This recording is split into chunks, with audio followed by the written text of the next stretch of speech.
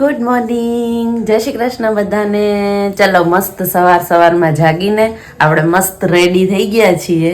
હવે ચલો આખો દિવસ આપણે કરીએ કંઈક ને કંઈક કામ કરતા રહેશું ધીમે ધીમે. અને મને એવી કમેન્ટો આવે છે કે થોડો મોટો બ્લોગ બનાવો, પણ જો પોસિબલ હશે તો બનશે, બાકી જોઈએ આપણે શું કરીએ એમ. બાકી અત્યારે ચા બા ઉકળીને રેડી થઈ ગઈ છે. અહીંયા દૂધ બોઇલ કરી લીધું તો આપણે કેટલા દિવસ પછી આજે બતાવશું. અહીંયા મારે સ્પ્રાઉટ્સ બધા રેડી થઈ ગયા છે, કારણ કે આજે મારા હસબન્ડને અત્યારે થોડાક સ્પ્રાઉટ ખાવા છે અને રાત્રે બી બપોરે બી એને સ્પ્રાઉટ્સની સબ્જી ખાવી છે. અને અહીંયા છે મારા સાસુમાં કેમ ગયા તો બેઠા છે આરામથી, કાંઈ ચિંતા છે બે છે આરામ કર્યા. Hello everyone, good afternoon. ચલો આજે તો સવારે મળ્યા, પછી બપોરની રસોઈમાં તો નથી મળ્યા નહીં. ના ચલો તો અત્યારે હવે સીધા સાંજે મળીએ આપણે. સાંજે 5 વાગી ગયા છે અને 5માં વાર છે હજી 5 મિનિટની. અને હું એમનેમ જસ્ટ લેટીને સૂતી હતી તો મને એક મસ્ત સરપ્રાઈઝ પ્લાન કરવાનો આઈડિયો આવ્યો. ખબર નહીં દિમાગમાં ક્યાંથી શું આવી ગયું. એ સરપ્રાઈઝ વિચારતા રડું તો આવી ગયું 10-15 મિનિટ. બટ ઓકે, મારા હસબન્ડને મેં કહી દીધું ને કે મારા માઇન્ડમાં આ વસ્તુ છે, તો બસ એને મને કીધું ઓકે હું તારી સાથે છું, તું કર એ વસ્તુ. બીકોઝ ધી સરપ્રાઈઝ બહુ મસ્ત છે, બટ કમિંગ સૂન. ક્યારે આવશે, શું આવશે, શેના માટે આવશે ને કોના માટે છે એ અત્યારે હું કંઈ જ રિવીલ નથી કરવાની. એના માટે તમારે મારા ડેઈલીના વ્લોગ જોવા પડશે, મને સબસ્ક્રાઇબ કરવું પડશે, રોજનો આખો વ્લોગ જોવો પડશે, તો કદાચ તમને ખબર પડે કે હું ક્યારેક અચાનક બોલું કે શું સરપ્રાઈઝ આવવાની છે, શેના માટે સરપ્રાઈઝ છે અને શેના રિલેટેડ સરપ્રાઈઝ છે. એ એક સરપ્રાઈઝ જ છે અને એ ક્યારે આવશે ને એ પણ હું અત્યારે રિવીલ નહીં કરું. તો કદાચ જેના માટે સરપ્રાઈઝ હશે ને એને ખબર પડી જશે. એટલે અત્યારથી મારે કાંઈ રિવીલ નથી કરવું અને બસ મારે કાંઈ નથી બોલવું. મેં જે સરપ્રાઈઝ વિચારી છે ને આઈનો મારા માટે તો બહુ અમેઝિંગ છે જ, પણ હું જેના માટે પ્લાન કરું છું ને એના માટે તો બહુ વધારે અમેઝિંગ હશે.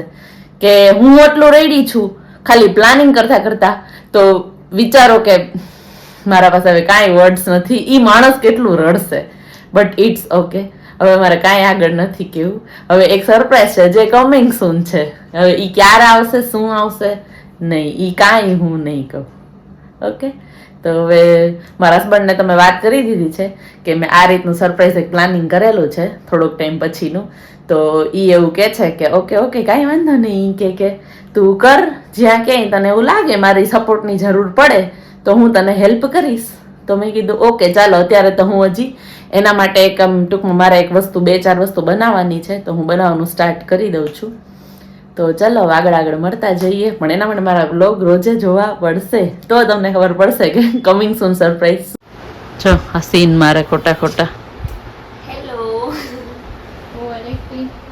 કેમ છો? મજામાં? હું કે જે તો ખાઈ લીધું જો નાસ્તો કર્યો છે. પોતે તો ઢોકળા ને ઓલા ઈડલી ખાધું, બીજાને રહ્યા હોય એની મોઢા પાણી આવી ગઈ.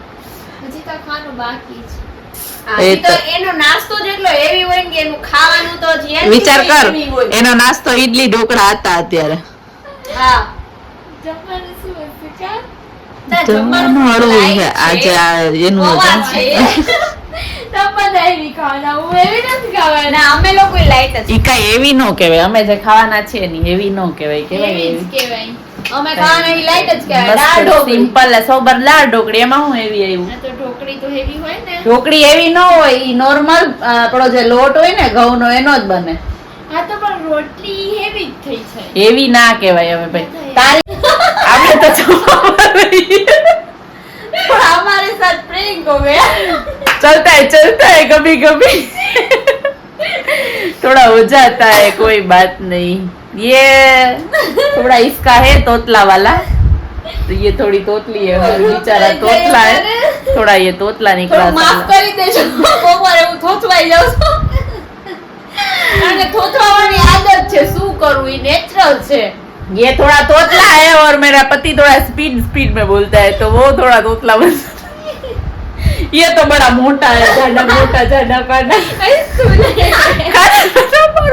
नंबर 1 खाने में.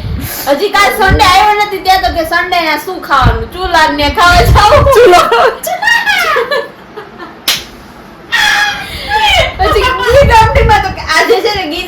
નવમીમાં ફરસાણમાં સમોસા છે તો કાલે તો કદાચ ગીર નવમીમાં ઈ કે ભજીયા દેજે, ભજીયા તો એવા ભાવે કોઈ ભજીયા એટલે તમે કાલે એના માટે કેવો મસ્ત વર્ડ યુઝ કર્યો, ખાતા જાવ જાતા જાવ, ખાતા જાવ જાતા જાવ. અમારો નંબર 1.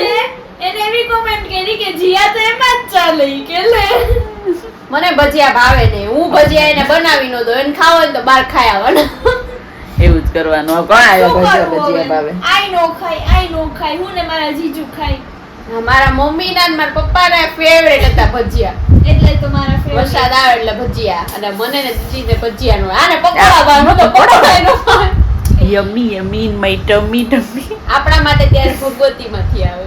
સાચી વાત આપણે છે. એવા સ્પેશિયલ. મારા માટે તો એક ને એક દિવસે ભગવતી. મારા માટે તો હું તો રોજ જ ખાઉં. હવે ત્યારે જીવ નાની હતી ત્યારે દાબેલી મળતી ને ત્યારથી ખાતા. ઘરના બધા અમને મૂકીને વયા જાય, હું બે બેનો એકલી સ્કૂલે ત્યાંથી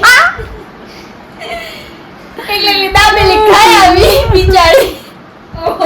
સારું ચાલો હવે રસોઈ બસોઈ બનાવીએ પછી આગળ મળતા. જો ઓહો કેટલા માસની મોટું છે તારે. જો કેટલું મોટું છે તારે. જો ઓહ બરાબર. કોનું ટી શર્ટ પહેર્યું તે બબુએ? ચાચીનું? ચાચીનું.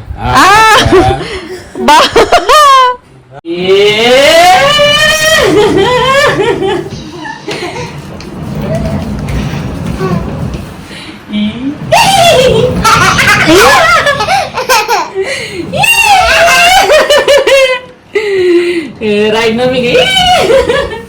મોઢામાં ના નખાય. જામ જો દસી દો.